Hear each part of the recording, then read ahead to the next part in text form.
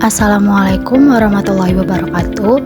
Perkenalkan, nama saya Naila Muna Ramadhani dengan NIM 2290250042 dari kelas B.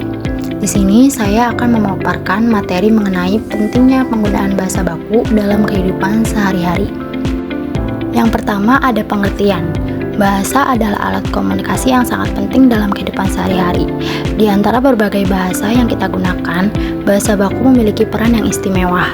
Bahasa baku itu sendiri adalah bentuk bahasa yang sesuai dengan kaidah atau aturan yang berlaku dalam suatu bahasa.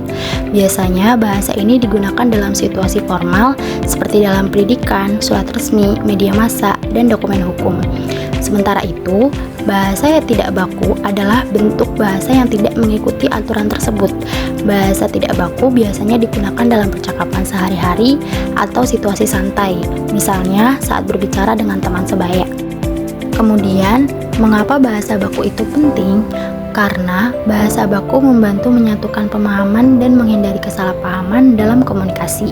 Dengan memahami bahasa baku, Anda bisa meningkatkan kemampuan berkomunikasi secara efektif, terutama dalam situasi profesional.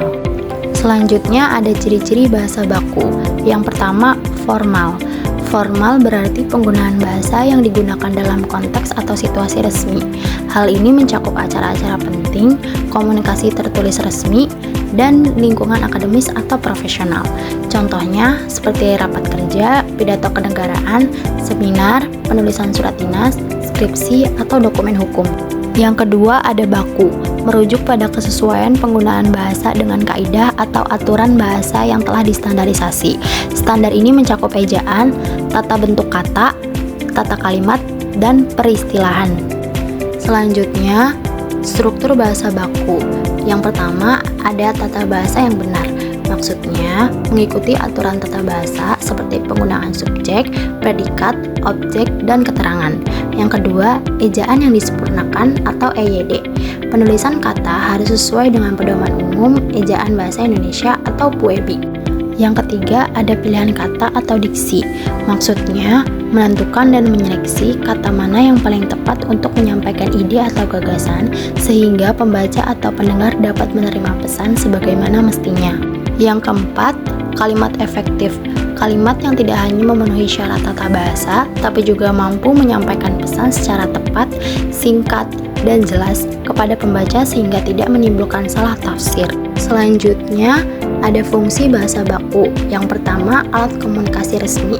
Bahasa baku mutlak digunakan dalam konteks resmi seperti surat menyurat dinas, dokumen hukum, dan laporan akademik karena bahasa ini menjamin keabsahan, otoritas, dan kepastian makna dari setiap pesan yang disampaikan, meminimalkan risiko ambiguitas dalam urusan penting. Yang kedua, sebagai simbol identitas nasional. Bahasa baku berfungsi sebagai pilar jati diri dan lambang kedaulatan suatu bangsa, mencerminkan kekayaan budaya dan peradaban yang membedakannya dari negara lain, serta menjadi alat utama dalam pengembangan ilmu pengetahuan. Yang ketiga, sebagai alat pemersatu. Dalam negara yang multi-etnis, bahasa baku berperan dalam menjembatani dan menyatukan masyarakat dari berbagai latar belakang bahasa daerah, sehingga komunikasi dapat terjalin secara efektif dan setara di seluruh wilayah. Yang keempat, sebagai pedoman. Bahasa baku merupakan acuan yang digunakan dalam sistem pendidikan dan pembelajaran bahasa. Fungsi ini menjaga stabilitas dan kemurnian bahasa serta memberikan kepastian tentang aturan yang benar dalam ejaan, tata bahasa, dan kosakata. Selanjutnya, di sini ada contoh bahasa baku dan tidak baku. Contoh yang pertama, kalimat tidak baku. Gue nggak ngerti pelajaran matematika. Seharusnya kalimat bakunya adalah saya tidak mengerti pelajaran matematika. Perbedaannya terletak pada penggunaan kata gue dan enggak yang merupakan bahasa gaul.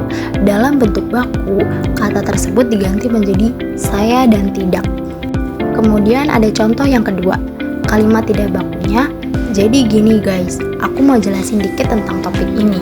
Seharusnya kalimat bakunya adalah baik, izinkan saya menjelaskan sedikit mengenai topik ini. Perbedaannya, kalimat tidak baku menggunakan kata gini, guys, dan dikit yang bersifat informal. Dalam bentuk baku, digunakan kosakata yang lebih formal dan kalimat disusun dengan struktur yang lengkap.